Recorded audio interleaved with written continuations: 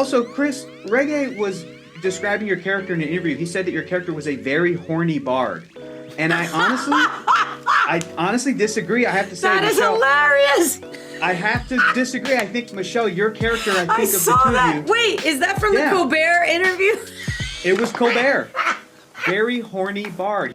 My first question, Chris, you've talked about how you have played D&D a little bit with your family, with your parents, which is lovely, and that your nephew is a huge D&D fan, and now I get to ask a follow-up question I'm very excited about. Has your nephew seen the movie yet? Did you send any on-set photos? He saw the to your film. nephew? He saw the film with all of the kids that he's played. He's 13. All the kids that he's played the film with for 6 years, and they sent me a thank you card, and they were all. And these are not kids that. These are straight shooting kids, and they loved it. They really loved it. Oh, that's a good sign. That's so sweet. So that made my heart sing. That is amazing. I am so excited to hear that. That is so cool. Yeah. That's so cool. Yeah. Michelle, I don't want to leave you out of this. Everybody knows you got somebody in your life who's a big D&D fan, Mr. Vin Diesel. Did he, honest question, did he send you any tips or advice before you started shooting the movie, or were you like, no, Vin, you've talked to me enough about D&D over the years? No, you know what? To be fair, that's not a big part of his, of our world. I just know that he's a big D&D guy from when we first met years ago, and he opened his closet and showed me from head to toe all the Dungeon Master books that he had from all the adventures that he's played since the 70s. So that was just my intro to Vin. But we never talked about it after that. We just played video games and hung out. You know what I mean? Because I didn't play, as an adult. I played as a teen. You know what I mean? And you need a group of people to play. He's a dungeon master, so he's gonna need 7 or 8 of us to kind of jump on board and play. So when it came to doing the movie, I just hope he watches it, and I can't wait to hear what he thinks. I love that you're going to hold that over him forever now. Is that you're the one that got to be in the movie. Holga, I could kiss you. Try it. Also, Chris, Regé was describing your character in an interview. He said that your character was a very horny bard. And I honestly disagree. I have to say, that is Michelle, hilarious. I have to disagree. I think, Michelle, your character, I think I of the saw two that. of you. Wait, is that from the Colbert interview? It was Colbert. Very horny bard. He was too horny, maybe too horny. And I'm like, I didn't know what he meant by that. He meant enthusiastic. He just chose the wrong word. Yeah, it's a very specific word. For whom I would be horny? I don't know. It's my best friend. I have an elf, and I have, I think not a lot of horn dog stuff happening in this, pal. I think it's enthusiasm. It's positivity. Yeah. It's party planning. It was the wrong word. Maybe he was nervous. Playing, it is Colbert, Sorry for your loss. One more question, right? Yes. No, that wasn't for you. Did that count as a question? Yes. Damn it. Your enthusiasm for this movie, it is infectious. I love watching you talk about this film, and you've described your character as lawful good, almost lawful boring. But I have to tell you, I love his vibe. He's absolutely a hero from another movie who stumbles into this story and has to deal with a bunch of shenanigans. Did you look at any inspiration to learn how to play this sort of very classic hero type of character?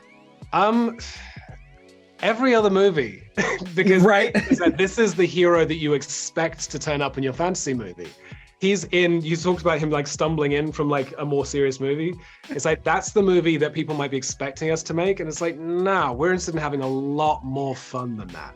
And it's not that we don't want the stakes. There are stakes, there is pathos, there's a real danger, but at no point are we going to take it so seriously that we become as ridiculous as Xenk becomes. Right. He's almost a cautionary tale of where this genre can take you if you get waylaid and distracted by min-maxing your character and just trying to win instead of playing the game with your friends. You know what I mean? Absolutely. You described it perfectly. That's so great. Trusting that you'll protect it with your very life.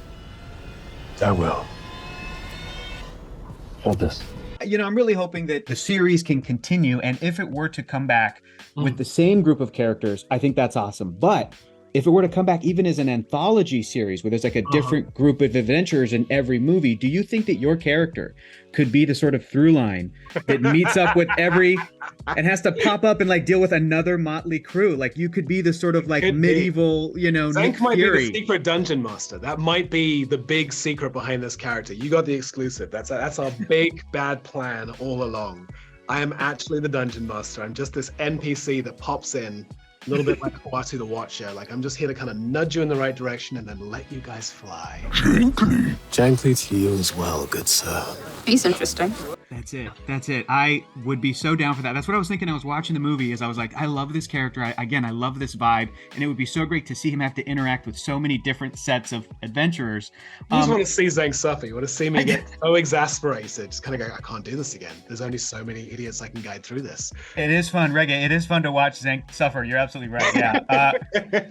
So you have a lot of highlights in the movie, but there's one I want to talk about. It's been revealed as a clip. You're standing in front of a bridge. You start rattling off the plan for how to get across the bridge. I have to tell you, this was so funny and so epic and so serious. And then you have the score come in by Lorne Balfe, and it felt like a Mission Impossible movie because he's done Mission Impossible. Like it was so great. And you did it so well. It was so impressive. I know this question gets asked a million times, but watching this movie, I'm like, it looks like everybody's having so much fun. Did you genuinely crack up making this movie? Because it looked like you guys were having a blast. Endlessly. I mean, through that take in particular, I think John and Jonathan rewrote pieces of that impossible 10-paragraph piece of text the night before, so I'm kind of rememorizing it. And then they walk up and they're like, yeah, we're going to do this in a one because we think it's funnier if we just keep pushing it on your face. Which was horrific and cruel. And just to make sure that hit home, I know I had like Justice Smith just kind of cracking up in the corner over here while I'm trying to get this out. And so the second I finished that speech and he destroys the bridge on us, I just kind of turn and give him this 1,000-yard death stare in reaction. So he has to get through his next couple of takes as we turn the cameras to him, with Xenk giving him the stare of truth, the penitent stare that Ghost Rider would be proud of, just searing into his soul. So that's what I was playing in that moment. And that's the true spirit of Christmas. Congratulations on the movie, man. Continue to have that enthusiasm. I cannot wait for audiences to see it. It was awesome. Thank you so much for talking to me. Have a great rest of your day. It's a game and it's a movie about enthusiasm, so I don't think we should be ashamed of that. Live in your joy, man. See you soon. The higher the intelligence of the prey, the more likely they are to strike.